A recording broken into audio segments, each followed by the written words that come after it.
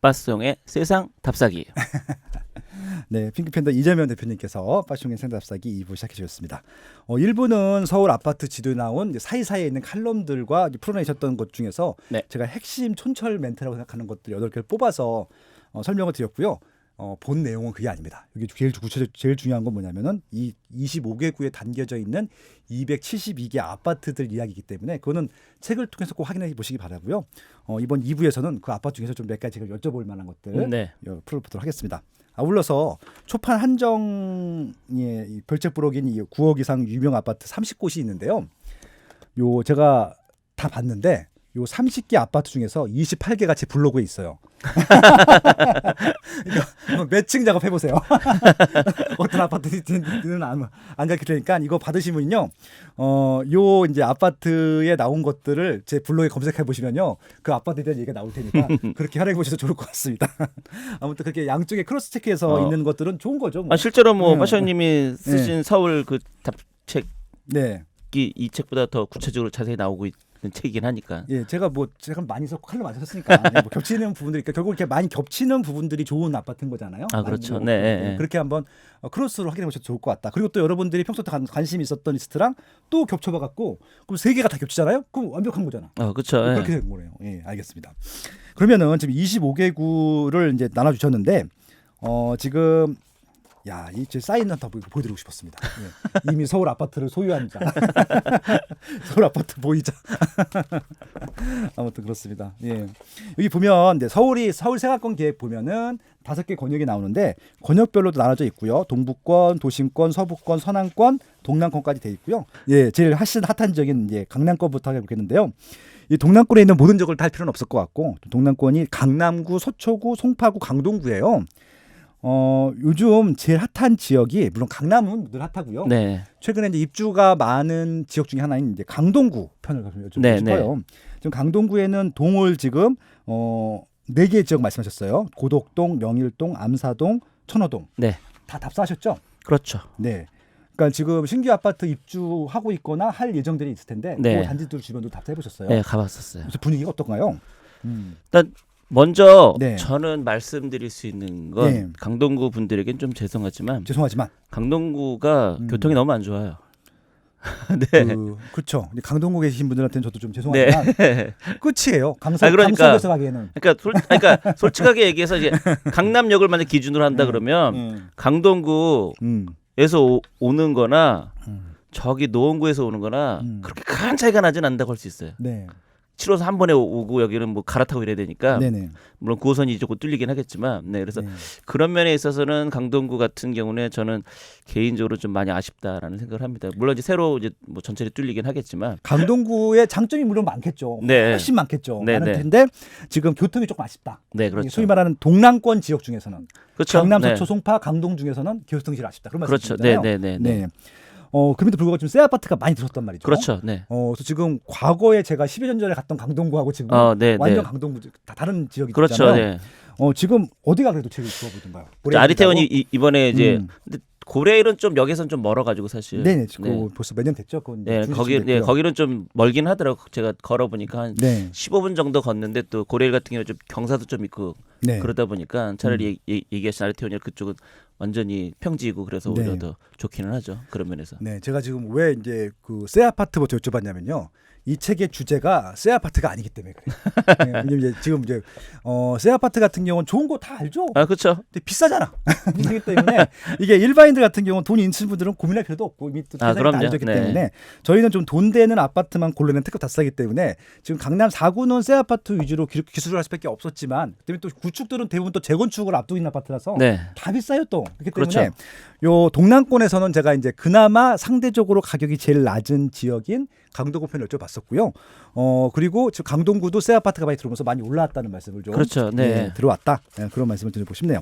그러면 이제 또 이제 동남권을 했기 때문에 아마 사람들이 제일 관심이 많은 데가 솔직히 파트 1에 구성하셨던 동부권이에요. 왜냐면은 상대적으로 시세가 제일 저렴하고 또 제일 넓고요. 그리고 이제 솔직히 이제 저희 돈으로 살 수 있는 아파트가 제일 많은 곳이 아닐까. 그렇죠.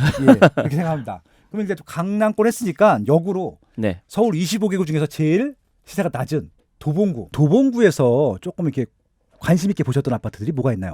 도봉구에 관심 있는 아파트는 아무래도 이제 창동역이 가장 이제 사람들 관심도 많고 또 네. 개발 가능성도 있으니까 네. 그 근처에 이제 제가 이 책에서 이제 항상 설명하는 게 그거거든요. 해당 구, 해당 동이 있으면 당연히 해당 구, 해당 동에서 제일 비싼 아파트가 일단은 제일 좋은 아파트다. 그렇죠. 그 아파트가 이제 아파트 신축이든 구축이든. 근데 이제 도봉구나 이런 쪽은 신축은 없어요 지금. 없죠. 보면. 하나도 네. 없어요. 네. 맞아요. 네. 그러면 자연스럽게 제일 비싼 아파트 찾아도 구축이에요. 네. 네. 근데 그런 것들이 이제 동아청소라고 이제 북한산 아이파크가 거의 창동에서는 서로 왔다 갔다 한다는 게 가격이 서로 핑퐁처럼 왔다 갔다 좀 해요. 한 10년을 북한산 아이파크, 동아청솔 아파트. 네. 물론 이제 그 위에 있는 쌍용 아파트 좀 약간 비슷하게 가기는 하는데 네. 그래도 얘네 두 아파트가 서로 간에 왔다 갔다 하고는 있거든요. 딱 그 브랜드만 보면은 여기 또 아이파크가 들어가서 네. 아이파크가 좀 비싸 보이긴 하네요. 아, 그렇죠. 그래서 저도 네. 당연히 아이파크가 더 비쌀 것 같다라고 생각을 했거든요. 근데 이제 네. 이게 이제 그 단기간을 놓고 볼 때는 왔다 갔다 하는데 초창기에는 당연히 북한산 아이파크가 더 새 거기도 하고 왜냐면 이제 제가 늘 얘기 드리는 게 그냥 아파트 이름만 봐도 몇 년대에 건축된지를 알 수 있잖아요. 그렇죠. 동아청서 90년대 그렇죠. 무슨 뭐 북한산 아이파크 그러면 2000년대 거기다 뒤에 더 길어지면 2010년대 이렇게 하면 되니까 되게 간편하게 그 연대를 알 수 있는 그렇죠. 방법이네요. 아파트 이름 보면 몇 년대 건축된지 저절 아니까 그걸로. 네. 그래서 그렇게 칠 때는 당연히 북한산 아이파크가 더 비싸야 함에도 불구하고 의외로 동아청설이 더 비싸거든요. 왜 그렇죠? 그 이유는 저도 일단 아까 얘기 드린 것처럼 북한산 아이파크는 약간 경사가 좀 돼 있어요. 그리고 동아청설은 평지이고 네. 그리고 그 옆에 보면은 그 문화체육센터가 또 있습니다. 완전히 그 구축 아파트 같은 경우 커뮤니티 스테이 부족할 텐데 네. 그걸 완전히 대체할 수 있는. 네. 그리고 이제 얘기 드린 것처럼 주로 이 책에 소개하는 게 거의 대부분 84 위주로 소개를 하고 있거든요. 그렇죠. 84 위주라고 하면은 거기에 거주하시는 분들이 아무래도 40대일 가능성이 제일 크죠. 그렇죠. 40대부터. 그럼 40대부터라고 하면 바로 옆에 문화체육센터가 있다는 건 엄청난 메리트죠. 그렇겠네요. 네.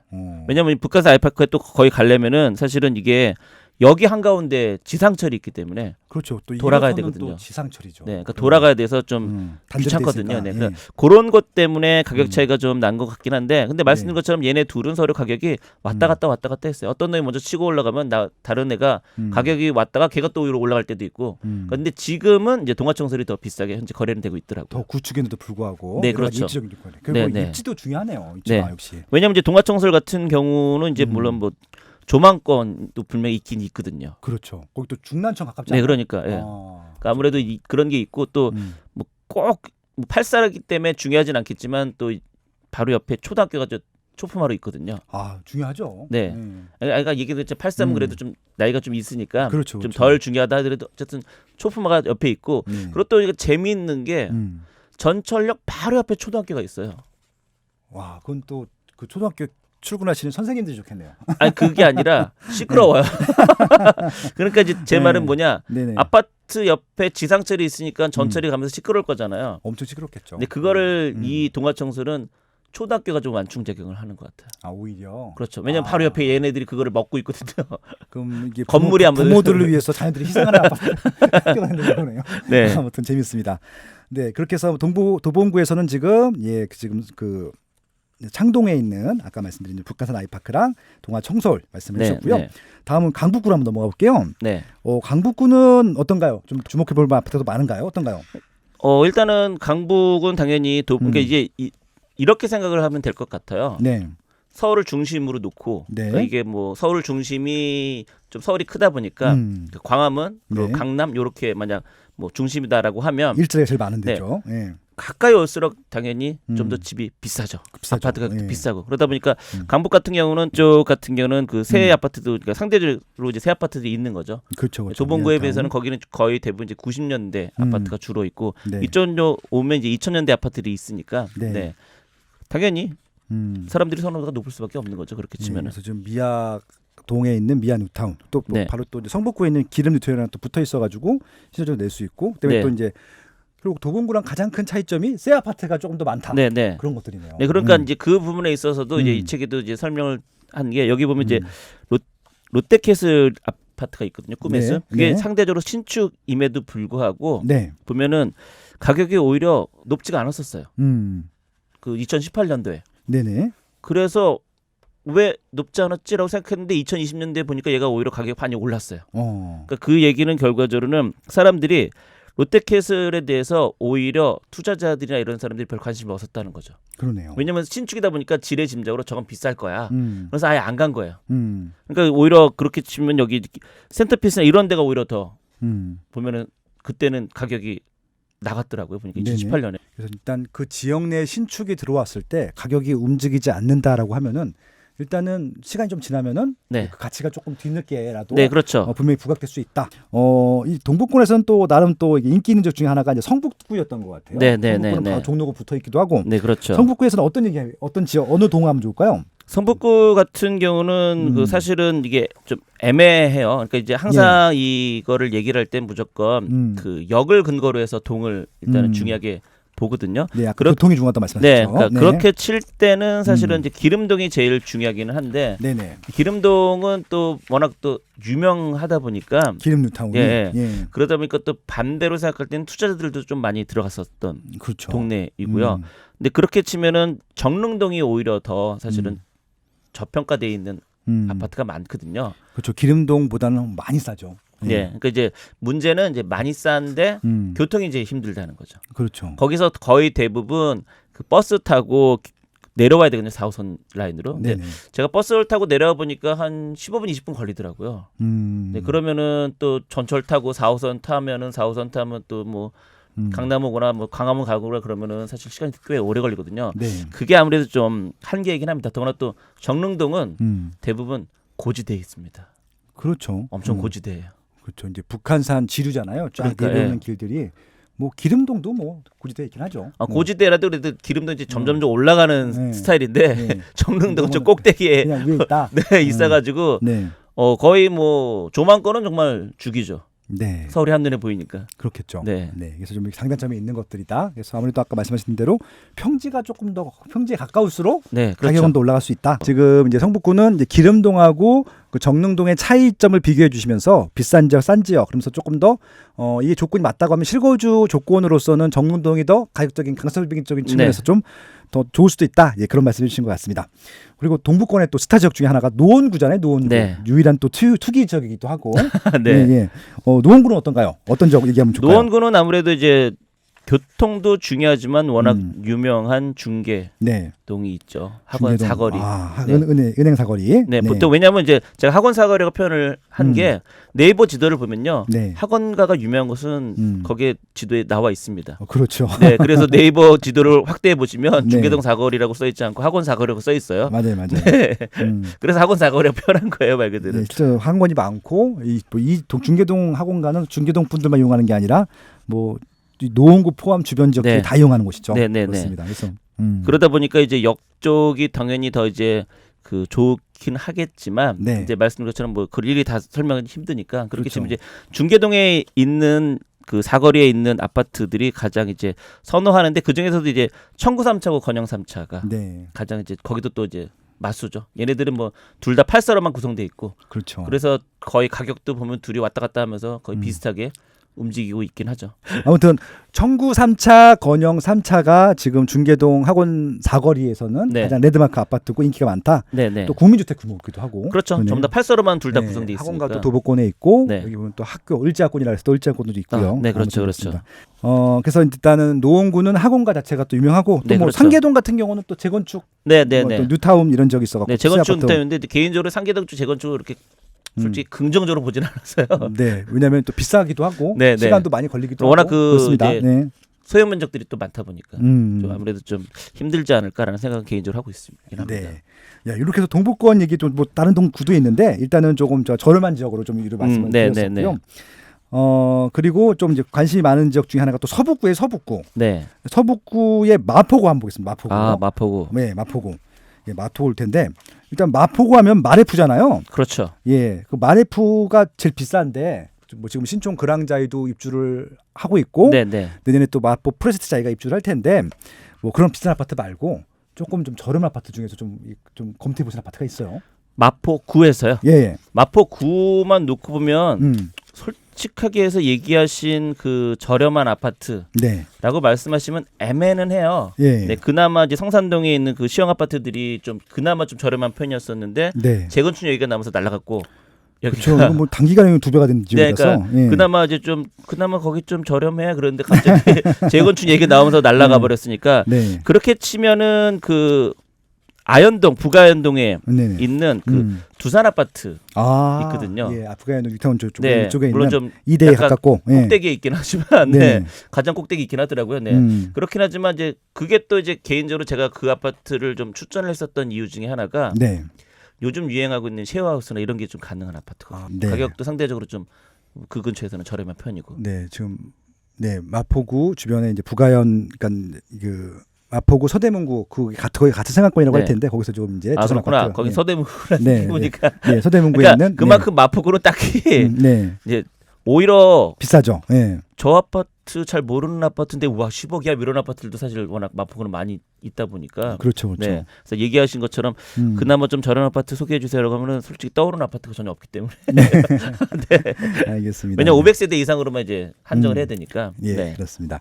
그러면 뭐 지금 이제 마포구, 서대문구 같이 얘기하다 보면 개인적으로는 마포구랑 서대문구랑 어디가 더 좀 이렇게 정감이 가세요? 실거주하시기에. 아 저는 그렇게 치면은 마포가 좀 더 이제 공덕동이나 이런 쪽이 좀 더 사실은 정감이 많이 가요. 그래서 아까 이제 말씀하신 이제 서대문구에 아마 이렇게 대연동일 텐데 두산 아파트. 네, 그렇죠. 네. 거기 있다. 거기 또 그쪽에 그 북아현동일 텐데 거기가 나름 또 학교가 괜찮아요. 아, 네. 그 이제 아현 뉴타운보다 좀 학교가 더 많고 네. 그런 것도 기억이 나기도 하네요. 그렇죠. 네. 아, 그렇습니다. 그리고 이제 요새 은평구도 또 뜨잖아요. 은평 네. 뉴타운도 있었고 또 연신내역에 또 GTX가 A가 네, 들어간다는 그렇죠. 얘기도 있고 또 요새 또 핫한 데가 수색 증산 뉴타운이 할 텐데 네. 거긴 또 어떻게 보셨나요? 이게 은평구만 놓고 본다라고 하면은 개인적으로 진관동 같은 경우는 네, 사실은 은평 뭐 뉴타운이죠. 항상 얘기하는 게 교통을 위주로 얘기를 하기 때문에 네, 많이 아쉽죠. 네, 정말 아쉽죠.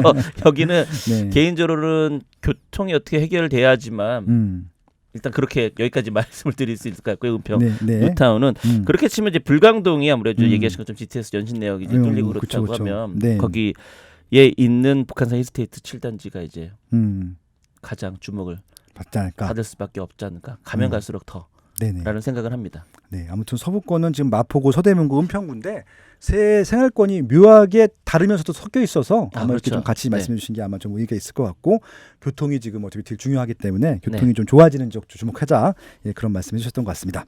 마지막으로 서남권 얘기하면서 좀 마무리하면 좋을 것 같아요. 네.